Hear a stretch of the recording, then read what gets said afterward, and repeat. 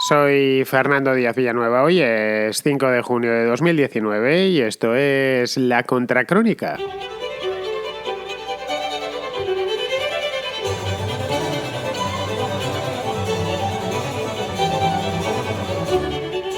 Las elecciones europeas del pasado día 26 de mayo no ofrecieron grandes cambios. Las volvió a ganar el Partido Popular Europeo, aunque dejándose unos cuantos escaños por el camino, dejándose exactamente 38 escaños con respecto a las últimas elecciones europeas que fueron hace 5 años, en el año 2014.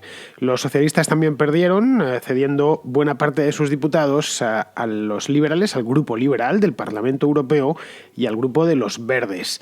Esta, digamos, es la lectura aritmética de los resultados que supongo que ya habréis escuchado en otros medios de comunicación pues la semana pasada, es decir, fue la que salta a la vista, la que saltó a la vista según terminaron el recuento y pudimos verlo cuando mirábamos en los diagramas de la Cámara de Estrasburgo. Pero en estas elecciones, bueno, en estas y en las anteriores también, se despachaba otro asunto que tiene sin dormir a los líderes de la Unión Europea desde hace bastantes años. Me refiero al crecimiento. No es un crecimiento sin tasa, pero sí ha crecido mucho a lo largo de la última década aproximadamente, algo más incluso. Me refiero al crecimiento del euroescepticismo. Es un tema del que se habla bastante, se le suele vincular con el populismo, pero bueno, el euroescepticismo en sí es un tema del que los medios de comunicación, los filósofos, etcétera, tratan mucho desde hace bastante tiempo. Estas elecciones eran además las primeras después del Brexit, por lo que el asunto había tomado más actualidad que nunca.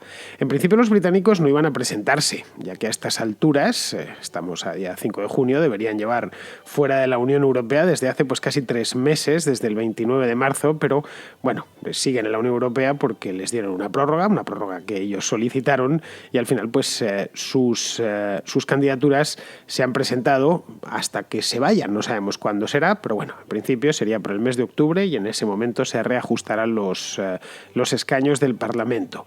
Bien, en el Reino Unido ganó el euroescepticismo, como no podía ser menos, y también lo hizo en algunos otros países como Italia, en Hungría también, en Polonia. En el resto del continente, en cambio, su resultado fue mucho más modesto.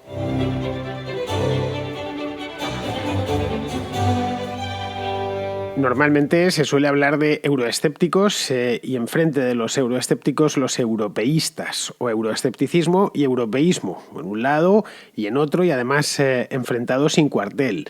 Claro, esta división, un tanto maniquea, presenta varios problemas. El principal de todos, a mi juicio, es que es muy difícil trazar una línea entre los euroescépticos y los que no lo son. Es un asunto francamente peliagudo. Son muchos los diputados, son muchísimos los partidos que se presentan, pues os podéis imaginar 27 países, un montón de partidos por cada país, y las posiciones respecto a la Unión Europea no suelen ser, salvo en contadas ocasiones, blancas o negras, A o B. Es decir, el asunto es bastante más complejo.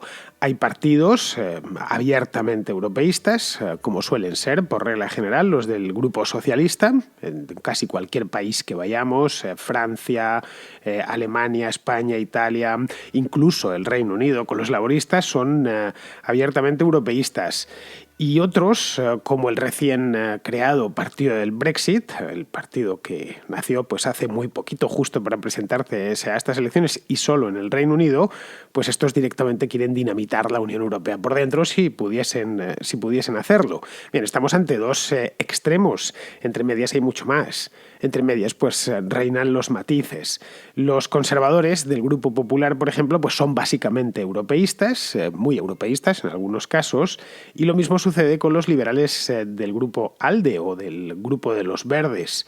Luego están los conservadores euroescépticos, que se agrupan en otro grupo, que se llama Grupo Reformista, cuyo mascarón de prueba pues, son los conservadores británicos. Son euroescépticos, pero sin los radicalismos de Nigel Farage y de los brexiteers británicos. Es decir, también dentro del propio Partido Conservador británico pues, encontraremos más y menos euroescépticos. Incluso también dentro del Partido Conservador británico hay europeístas. Como veis, tendríamos que irnos casi, no ya país por país, sino partido por partido. Los socialistas euroescépticos tienen su propio grupo. Se arremolinan en torno al grupo de la Izquierda Europea Unida. Son estos grupos formales, no son informales, tienen hasta su propio logotipo y todo, en los que se distribuye el Parlamento Europeo por diputados. Bien, aquí en este grupo, la Izquierda Europea Unida, es por donde para Podemos, por ejemplo, Syriza también está ahí, bueno, y los comunistas de varios países, allá donde los comunistas tienen representación, todavía quedan algunos países que envían diputados comunistas con ese nombre además, Partido Comunista, los envían a Estrasburgo, pues estos se integran el grupo de la Izquierda Europea Unido. Por último, hay un grupo creado hace solo 4 años, que agrupa a los euroescépticos nacionalistas, o si queremos llamarlo por simplificar, los euroescépticos de derechas, y que, como no podía ser de otra manera, pues orbita en torno al Frente Nacional francés, se llama ahora Agrupación Nacional desde el año pasado, y la Liga Norte italiana.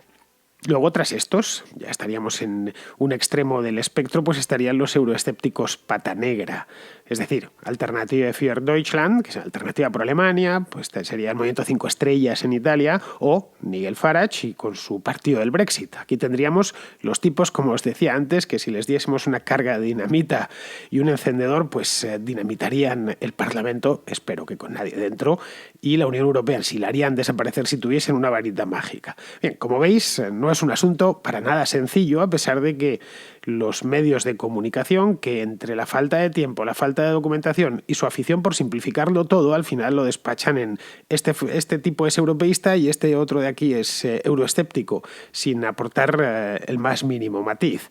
Y es normal, o relativamente normal, que se suela resolver la papeleta de esta manera.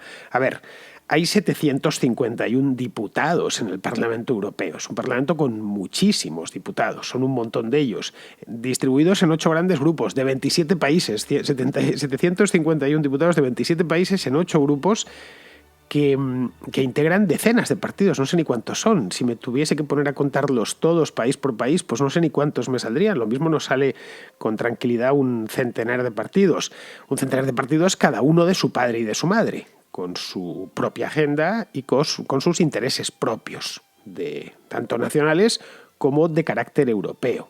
Vamos, tan de su padre y de su madre como que el Grupo Liberal, este Grupo ALDE, que es el tercer grupo más importante de la Cámara Europea, en este grupo se encuentra Ciudadanos por España, y hasta hace unos meses, hasta finales de 2018, pues estaba el Partido Demócrata de Cataluña, es decir, el Carles Puigdemont en carne mortal. Esto para que nos hagamos una idea, dos partidos que en España no pueden ni poco menos que ni mirarse a la cara, pues estaban englobados dentro del mismo grupo parlamentario en Estrasburgo.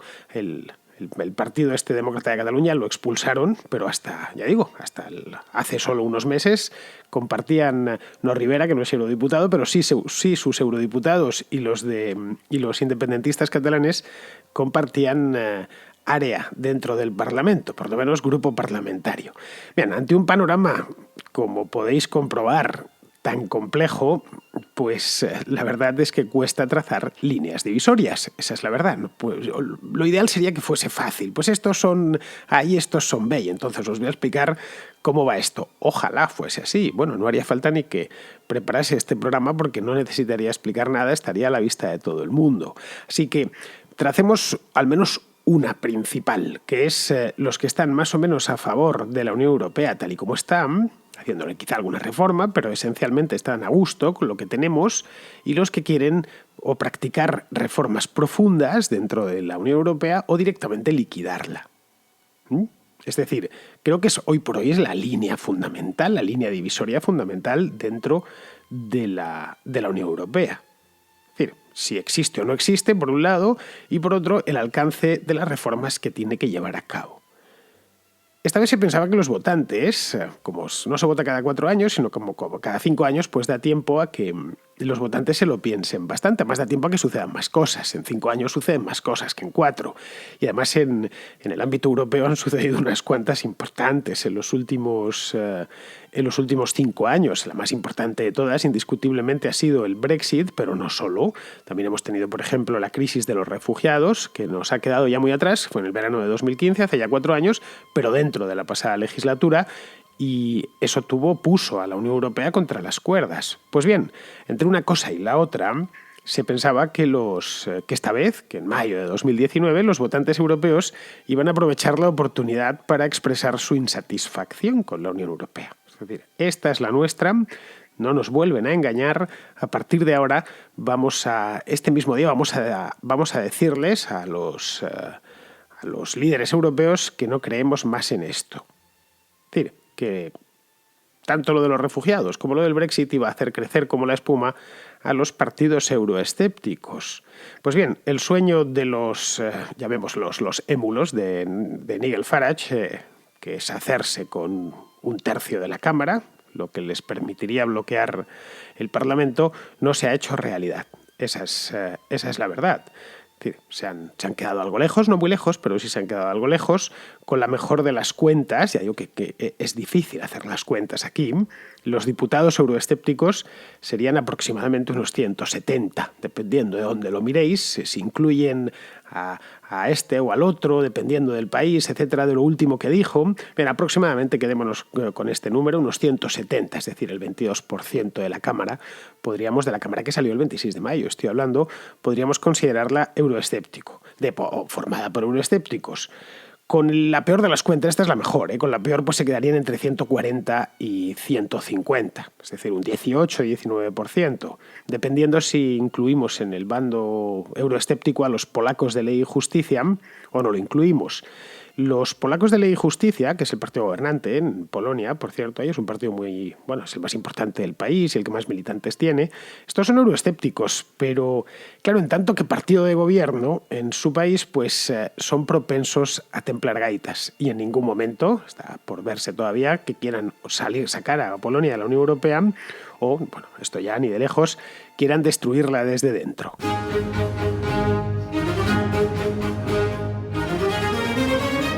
Lo que sucedió el día 26 fue exactamente lo contrario. Ya hemos visto, se han dado unos números así por encima, fácilmente digeribles, aproximadamente un 20-22% del Parlamento Europeo es abiertamente euroescéptico.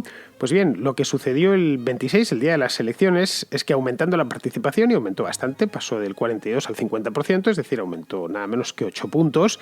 Podemos pensar que es poca la participación, que un 50% no es representativo, etcétera. Pero bueno, recordemos que en las elecciones de los Estados Unidos, las presidenciales, estoy hablando, vota el 55% en unas buenas elecciones, el 55% del electorado, así que está dentro de lo normal, que aproximadamente la mitad de la población se sienta interpelada por unas elecciones de este tipo y vaya a la urna a depositar su voto. Bien, pues con esta participación que había crecido, los grandes beneficiados no fueron los euroescépticos, sino los liberales y los verdes, porque tanto populares, es decir, euroescépticos europeístas conservadores, como los socialistas, pagaron la cantidad de años que llevan en el machito, porque es que estos han sido mayoritarios, siguen siéndolo todavía, y han sido mayoritarios durante toda la historia del Parlamento Europeo.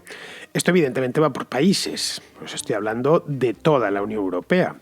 En el Reino Unido, por ejemplo, pues el euroescepticismo es popular, era popular en el pasado, y si continúan en la Unión Europea, que por ser posible es posible, pues seguirá siendo popular. Es uno de los deportes británicos, como el cricket o como, qué sé yo, el rugby, que también es un deporte de origen británico. El fútbol también es británico, pero es que la verdad es que se juega ya en todo el mundo y no podemos decir que sea propiamente un deporte británico. Pues bueno, luego tienen el euroescepticismo.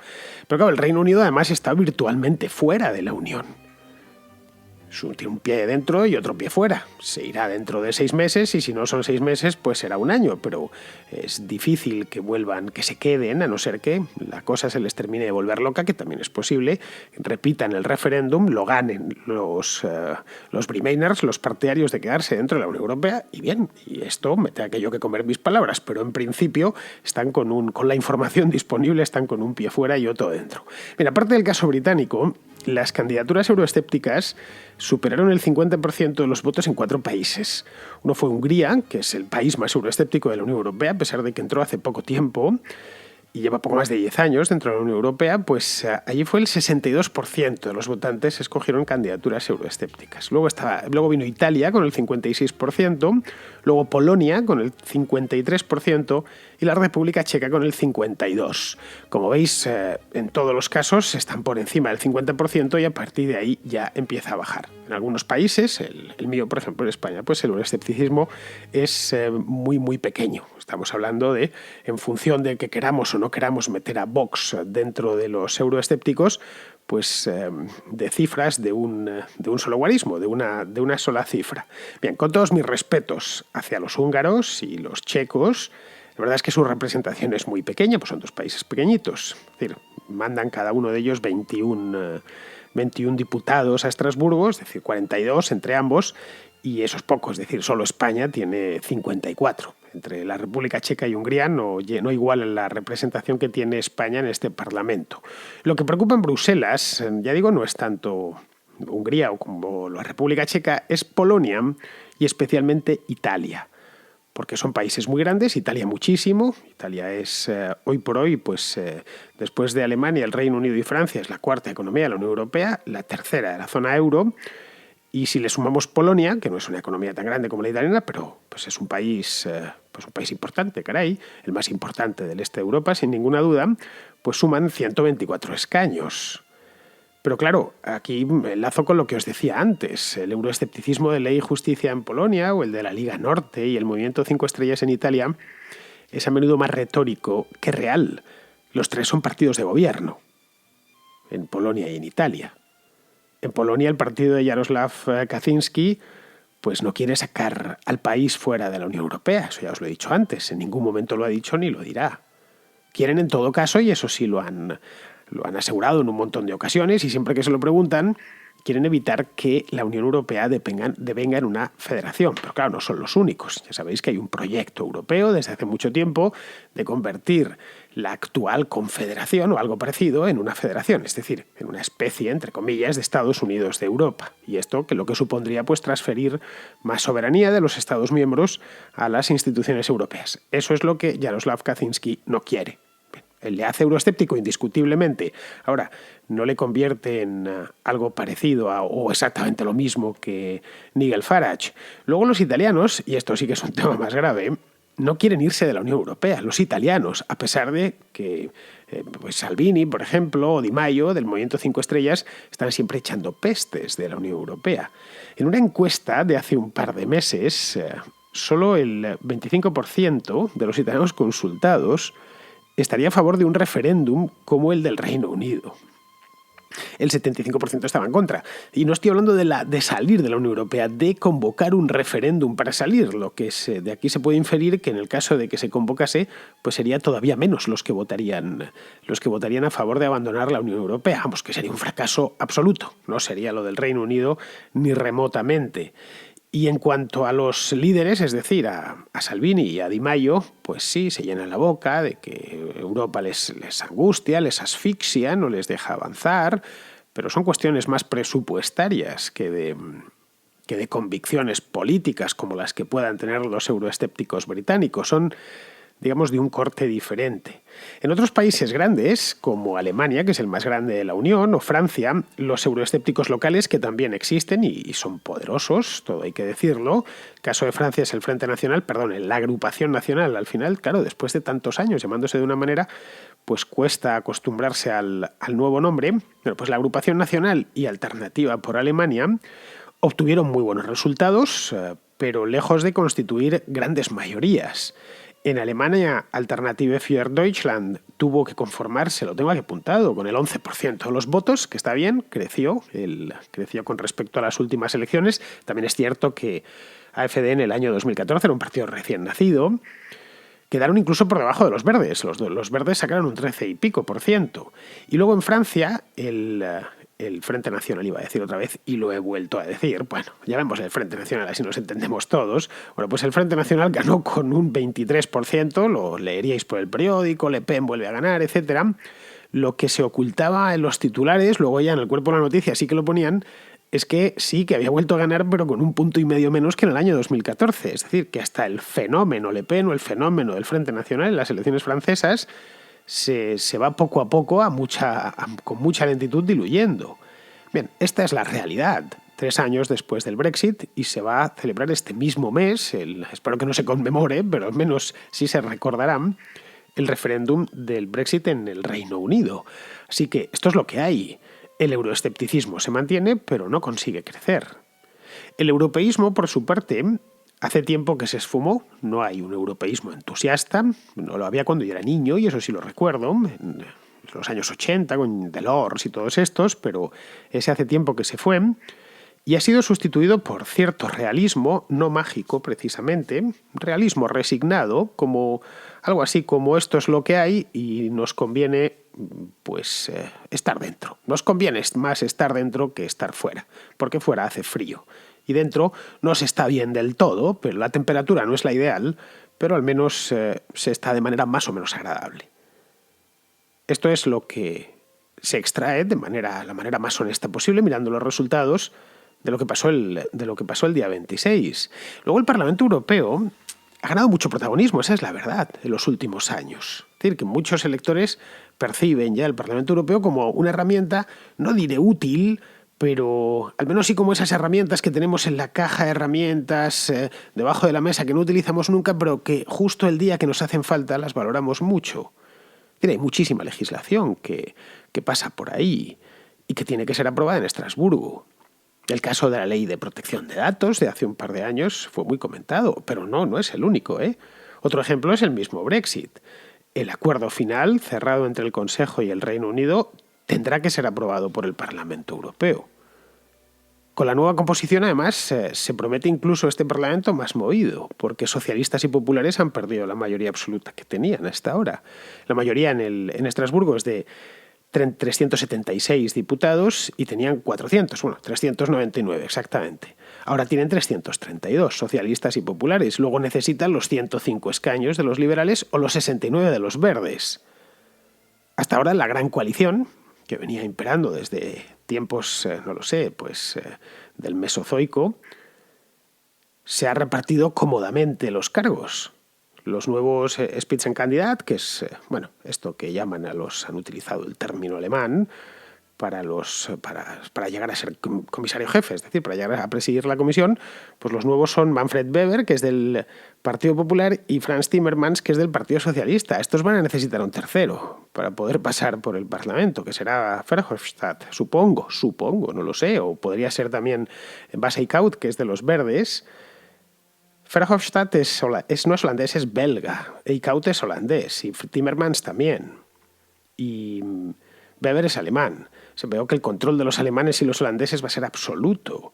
El nuevo presidente de la comisión probablemente sea Weber, digo yo, porque son los que han ganado, pero aún es una incógnita que depende precisamente del Parlamento. La sesión inaugural será el próximo día 2 de julio. Es decir, dentro de poco menos de un mes. El día 11 es la primera votación por el presidente de la comisión y ya veremos a quién tienen para entonces, ¿no? Después de esto, pues ya se tendrá que renovar el Consejo y el Banco Central Europeo. Al final, como vemos, la máquina funciona sola. Es una máquina pesada y lenta, pero firme. La Unión Europea se podría decir que ha llegado a ese punto en el que ya no despierta el entusiasmo de nadie, pero tampoco provoca un rechazo masivo. Al final, como con casi todo, lo mejor no es cierto, pero lo peor tampoco.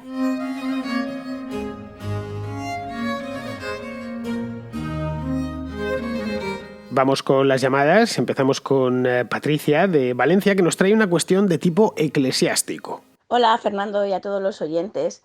Pues mira, Fernando, me gustaría saber qué opinas acerca de las últimas declaraciones del obispo de Essen, en Alemania, que lo consideran ya como unas reformas tsunami. Es progresista y renovador, y bueno, de cara al Sínodo de la Amazonia, que se va a celebrar en Roma el próximo octubre, pues propone unas reformas muy controvertidas para el Vaticano. Es renovar la moral sexual de la Iglesia, la licitud de las relaciones sexuales, la cohabitación no matrimonial, la ordenación de mujeres, permitir que los sacerdotes pues tengan relaciones. Amenaza con una ruptura más profunda que la reforma protestante. Yo creía que tenía pocos frentes, pero veo que no. Y también me gustaría que, si lo pudieras relacionar un poco, es el silencio que el Papa, me sorprende que el Papa tenga con respecto a la Iglesia catalana, con el tema del independentismo, puesto que allí cuelgan esteladas, hacen actos independentistas en las iglesias, quieren santificar o beatificar a Luis Companys, uno de los mayores asesinos de católicos que ha habido en España, concretamente en Cataluña. Eh, pero veo que a lo mejor no quiere tocar el tema por todo lo que se le puede venir encima. También me gustaría, si puede ser, que hicieras un contracorte hablando de la historia de la Iglesia católica y, bueno, con sus sucesivas rupturas, o en una contrahistoria ya sería fabuloso. Si ya lo has hecho, discúlpame, y lo trataré de buscar y localizar para escucharlo porque me resulta muy interesante. Venga, un saludo para todos. Pues mira, Patricia, yo en las cuestiones internas de la Iglesia ni entro ni salgo, no por nada, sino porque no soy católico. Es decir, que no es asunto mío cómo se organice la Iglesia católica por dentro. Lo que sí sé es que el celibato eclesiástico en la Iglesia católica, bueno, mejor dicho, la Iglesia latina, porque católicos también son algunas iglesias orientales de obediencia al Papa, bueno, pues en la Iglesia latina el celibato es cosa no reciente, pero de hace 1000 años, es decir, no de hace 2000, es del siglo XI, proviene de la Reforma Gregoriana que hizo el Papa Gregorio VII y, bueno, y su antecesor, León IX, que querían acabar con dos problemas acuciantes que tenía la Iglesia en aquel entonces.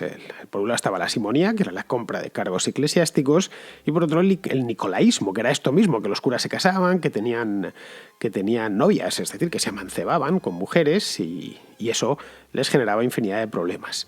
Bien, en este momento, cuando el papado si el papado prohíbe a los, en ese momento es cuando el papado prohíbe a los curas casarse, con Gregorio VII, y les obliga a ser célibes. Ya está, nada más. Antes no existía esa prohibición. Luego eso posteriormente pues lo pasaron por un concilio y así hasta el día de hoy. De tal manera que lo que se hizo, lo mismo que se hizo, pues se puede deshacer, ¿no? El celibato, a fin de cuentas, no es un dogma de fe. Hay sacerdotes católicos que se casan y tienen hijos, como los de las iglesias católicas orientales, como os acabo de comentar. Luego, respecto a la homosexualidad, pues eso ya me parece más complicado de enhebrar dentro de la iglesia, tanto la católica latina como las otras, ¿no? En general, de cualquier tipo de iglesia, de cualquier religión. Todas las religiones del libro rechazan la homosexualidad. Creo que prácticamente todas las religiones del mundo, sin excepción.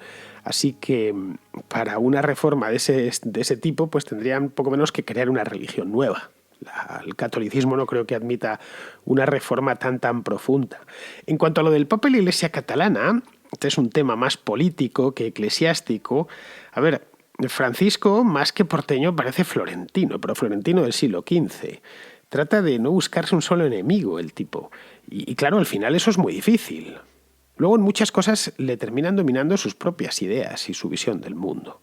Porque el Papa, a fin de cuentas, es un hombre de Dios, pero un hombre que se llama Jorge Mario Bergoglio y que tiene sus propias ideas que la verdad es que no han cambiado mucho desde que era obispo de Buenos Aires. En temas políticos y económicos creo que la vista está que tira hacia la izquierda. En temas morales es como cualquier obispo católico, ¿eh? Está en contra del aborto, de la gestación subrogada, de la eutanasia, del matrimonio gay. Vamos, lo normal, lo esperable en un obispo católico y, por supuesto, en el Papa de Roma. Bien, seguimos con Enrique, que nos comenta una cosa sobre el Instituto de Crédito Oficial, el ICO, y los partidos políticos. Hola Fernando, quería a ver si era posible en tu programa poder hacer una reflexión acerca de esta noticia que salió el miércoles 22 de mayo en el periódico El Mundo, la cual dice que el ICO, el Banco Público, salva las campañas electorales con préstamos a los partidos ante las dudas de la banca para darles financiación. Mi pregunta que yo te hago no sería tanto tu opinión sobre el tema, la cual creo que puedo adivinar cuál es, sino cómo es posible que una noticia de este tipo haya tenido tan poca repercusión, o a mí me lo parece. Creo que hay una noticia el 22 de mayo y otra el 23 en el periódico El Mundo y poco más. Entonces quería saber tu opinión, por qué esto, que a mi juicio es, o en mi opinión es un escándalo, no ha tenido nada de difusión. Eso es todo. Un saludo y felicidades por tu programa. Bueno, Enrique, las cajas y el partido y el Banco Popular, que lo absorbió el Santander hace un par de años, pues ya no los tienen y era quien les prestaban el dinero. El Banco Popular últimamente y antes de eso las propias cajas que las dominaban y las manejaban ellos. Y claro, los bancos actuales pues les ratean los préstamos, sobre todo cuando han visto que ni el PP ni el PSOE eran lo que fueron en su momento. Sí que han tenido que ir a buscar ayuda al Instituto de Crédito Oficial, a pedirles dinero a ellos, ¿no? Esto lo leí en su momento, efectivamente salió a finales de mayo y me pareció sorprendente, porque es una transferencia de riesgo de los partidos políticos y sus aventurillas al contribuyente directamente, además. ¿Qué pasa si no pueden devolverlos? Que nos los comemos. Ya si nos los comemos los contribuyentes, quiero decir. Vamos, que me parece vergonzoso. Deberían vivir de sus cuotas, como cualquier asociación, como cualquier agrupación, como cualquier cofradía de Semana Santa. De las cuotas de sus afiliados y de donaciones de empresas o de particulares, donaciones que estén a la vista de todos, totalmente transparentes. En fin, ya veremos si terminan devolviendo al ICO lo que le han pedido, que son unos cuantos millones de euros, por cierto, o el ICO se los termina condonando, como solían hacer los bancos. En fin, bueno, vamos con otro oyente, este es de Lima, en Perú, se llama Víctor Manuel, y me pregunta por Carlos Alberto Montaner. El día de ayer estuve escuchando tu programa sobre AMLO. AMLO tiene prisa, demasiada prisa, y mencionabas que desde hace algún tiempo Carlos Alberto Montaner ya no te hablaba. Disculpa, para mí es una curiosidad y creo que para muchos de los oyentes de la contra, saber qué pasó entre ustedes. Yo no sabía esa parte, es más, ni siquiera sabía que ustedes eran amigos. No sabía, no sé, me gustaría que tú expliques al respecto si eran amigos, por qué él se peleó contigo, por qué discutieron, de repente por algo público, algo privado, no sé, o de repente si lo quieres dejar en el ámbito privado, que lo aclares, ¿no? Que queda en el ámbito privado, ya no se te incomoda para nada. Eso sería todo, Fernando. Más bien agradecerte por tu programa, que me parece excelente, lo escucho todos los días desde mi carro, manejando rumbo al trabajo o saliendo de él rumbo a mi casa, y desde una tablet, y me parece excelente. Te agradezco mucho y un abrazo, saludos. Pues no hemos discutido, Carlos Alberto y yo. Mira, yo a Carlos Alberto le admiro mucho y le considero un maestro, además desde hace muchísimos años. Yo leí su primer libro cuando tendría yo aproximadamente 21 o 22 años y desde entonces pues creo que lo he leído, si no todo, prácticamente todo lo que ha escrito y por supuesto sigo sus colaboraciones de prensa al día. Me gusta muchísimo la manera de discurrir que tiene, lo culto que es y lo bien que escribe. Bueno, pues la cuestión es que hace un par de años dejó de responderme a los correos electrónicos que le enviaba. No me respondía, incluso le pedí que si podía hacerme un prólogo para un libro y no había manera. No me respondía, lo intenté varias veces durante creo que fueron un par de meses y al final pues ya me di por vencido. Desconozco la razón, como es lógico, porque él tampoco se encargó de dármela, aunque la supongo. Hace poco más de 2 años hice pública mi salida del Instituto Juan de Mariana, una despedida la mía en la que su presidente, un pobre diablo llamado Gabriel Calzada, no salía muy bien parado. No sé, es posible que a raíz de aquella ocasión, pues encendiesen el aspersor de las maledicencias, en lo que son peritos, por cierto, de las maledicencias contra mí, quiero decir, y algo de esto le llegase a Carlos Alberto. Digo que es posible porque me consta que el Instituto Juan de Mariana ha vetado mi presencia allá donde les ha sido posible, que no ha sido muy lejos, esa es la verdad. Mira, si te soy sincero, que el Juan de Mariana, que hoy por hoy no es más que una protuberancia con forma de tubérculo del Partido Popular en España, pues que estos tipos me tengan vetado es como si me hubiesen condecorado con la Gran Cruz de Carlos III, en la que, por cierto, pone virtuti et merito, es decir, a la virtud y el mérito. Así que es una medalla que procuro lucir con orgullo. siempre que puedo, pues porque aquello es como una caseta de la Feria de Sevilla, pero sin gracia. Bien, pues vamos a terminar ya. Terminamos con Lluís, un oyente catalán que tiene una cuestión sobre eso mismo, sobre Cataluña. Mire, esta mañana he visto como el mismísimo conseller de la Generalitat de Cataluña, Jordi Puigneró, le ha interpelado en Twitter. No voy a entrar en lo que han hablado porque es absurdo y no merece mucho más recorrido, pero me gustaría decirle, para su satisfacción, quién es el tal Puigneró. Vale, este señor es conseller d'Administració Pública i Polítiques Digitals de Catalunya. Creo que no hace falta mucha traducción. Vaya, el tal Puigneró es un pobre oprimido por el reino español, ¿vale? O sea, es el típico oprimido nacionalista catalán. O sea, un tío que es hijo de un municipio que está en el top 5 de municipios por renta por cápita de España, ¿vale? Sant Cugat del Vallès. Y no estoy hablando de una ciudad dormitorio donde se juntan 4 millonarios en una urbanización. No, no, es un municipio de 90.000 habitantes, vaya, un municipio de oprimidos.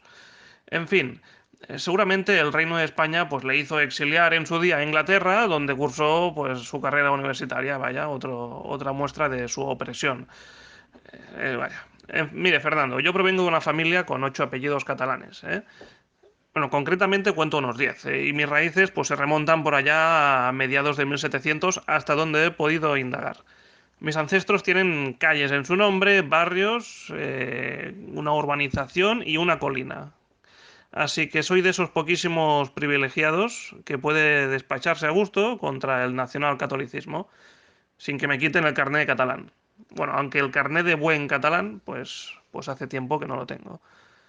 Y mi pregunta a todo esto es si todo esto tiene solución. Vaya, si acabará algún día toda esta pesadilla nacional catalanista. A los españoles no catalanes, pues a veces yo entiendo que les parezca hasta gracioso esta situación, ¿no? Porque es para reírse, vaya. Pero me gustaría recordarles que ahí arriba, pues ahí arriba a la derecha, hay centenares de miles de personas como yo, pues subyugados por una mitad de la sociedad radicalizada en el nacionalismo. Y encabezados por gente como el tal Jordi Puigneró, ¿no? Gente que no sabes hasta qué punto se cree sus mentiras o ya las ha adoptado para su discurso. Bueno, repito, ¿hay solución a todo esto? Es que mi familia, por ejemplo, es abiertamente ultranacionalista. Son los del Lazo, pues los de las manis, los de mandar dinero a Puigdemont, a Waterloo. Yo soy el raro, ¿no? El disidente, el facha, el traidor a la patria. ¿Cómo se cura el nacionalismo, Fernando? Mi familia es toda universitaria, pues gente más o menos, no, más o menos no, es gente culta, más de lo normal, que yo considero inteligente. El nacionalismo no es una cosa relacionada con la ignorancia, como la gente cree, ¿no? O la falta de inteligencia. Todos somos susceptibles de caer en sus redes. Es más, yo fui independentista muchos años.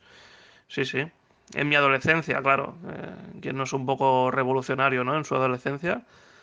Es más, yo iba con mi padre, me acuerdo, cuando era chaval, el 11 de septiembre a las Manis en Barcelona. Y éramos, si acaso, un centenar de personas ahí en el homenaje a Casanovas. Ahí con los políticos, los tenías a un metro dando las florecitas al parguela del Casanovas, vaya, que es otro mito nacionalista inventado. Ahora allí en el homenaje se juntan 1 millón o más de 1 millón, sí, sí. Pero en mi época éramos los 100 frikis que había ahí, vaya. Yo salí hace años de esa ideología nacionalista y aún no he conseguido como saber cómo salir de allí, ¿vale? Aunque tengo que decirle que usted ha ayudado. En fin, una vez caes, Fernando, ¿cómo sales de allí? ¿Cómo sacas a la mitad de una sociedad de esa trampa? Un saludo y gracias por el programa. Pues mira, Lluís, no te sabría decir. Yo soy de 8 apellidos madrileños y aquí pues no tenemos este problema, de manera que nos cuesta bastante entenderlo. No lo sé, supongo que con el tiempo irá poco a poco remitiendo la fiebre. A ver, Jordi Puigneró yo no le conozco personalmente, pero sí a través de Twitter desde hace ya unos cuantos años y la verdad es que me parece un tipo inteligente, ¿qué quieres que te diga? Pero por razones que se me escapan, pues se metió en esto, no tengo ni idea. ¿Por qué? No lo sé, supongo que sería antes de Convergencia y terminó derivando, como otros tantos, en esta locura en la que están embarcados ahora. Ya sabes que el nacionalismo actúa como papel secante para la cordura. Bien. Pues el caso de Puigneró, creo, me da la impresión que no es... bueno, me da la impresión, no, me consta fehacientemente que no es el único. Por lo que tengo observado, se sienten, observado desde fuera, insisto, se sienten objeto de una serie de ofensas perpetradas por nosotros, no sé, los de Madrid, supongo, la mayor parte de ellas imaginarias, y claro, como viven en una cámara de eco donde están continuamente dándose la razón, pues es imposible que salgan de ese círculo vicioso. Esto evidentemente no puede durar siempre, así que me temo que no nos va a quedar otra más que esperar. Muy bien, pues con esto ya terminamos. Vamos con Pizarro, que cierra el programa de hoy hablando de la estrategia, si queremos llamarle así, que está empleando Ciudadanos en los pactos para formar gobierno y gobiernos este año. En la obtención de poder y presupuesto, las prioridades políticas son personales, amiguistas y partidistas, con un ojo puesto en el muy corto plazo, en el cortísimo plazo y en el plazo inmediato, y con el otro puesto en la continuidad. En estas circunstancias, la democracia representativa coloca a los representados, a los principios y a las promesas no fuera de la lista de prioridades, sino en el último, penúltimo y antepenúltimo puesto repetidamente. Con esta vileza presidiendo los pactos, cuantos más elementos entren en liza, más despreciable es el espectáculo a los ojos de los votantes. Ciudadanos tiene algunas ventajas iniciales, ya que no tiene principios que traicionar, lo prometió todo y su contrario, y sus votantes esperan impasibles cualquier cosa. Con todo, la situación es tan turbia y tan traicionera que cualquiera se puede equivocar mucho y con facilidad. Un cordial saludo de Pizarro. Pues hasta aquí llegó la contracrónica de hoy, queridos amigos. Mañana yo vuelvo por aquí, mañana será jueves, último día de contrasemanal, al día siguiente, como bien sabéis, y sabéis bien los aficionados a la contrahistoria porque me consta mucho que os encanta ese programa, lo cual me parece fantástico porque a mí me encanta hacerlo, así que vaya una cosa por la otra. Vosotros disfrutáis escuchándolo, yo disfruto haciéndolo, también disfruto mucho haciendo la contracrónica, No penséis que esto me produce dolor, ni muchísimo menos. Bueno, pues como no me produce ningún tipo de dolor, mañana, que es jueves, volveré por aquí. Hasta mañana, amigos.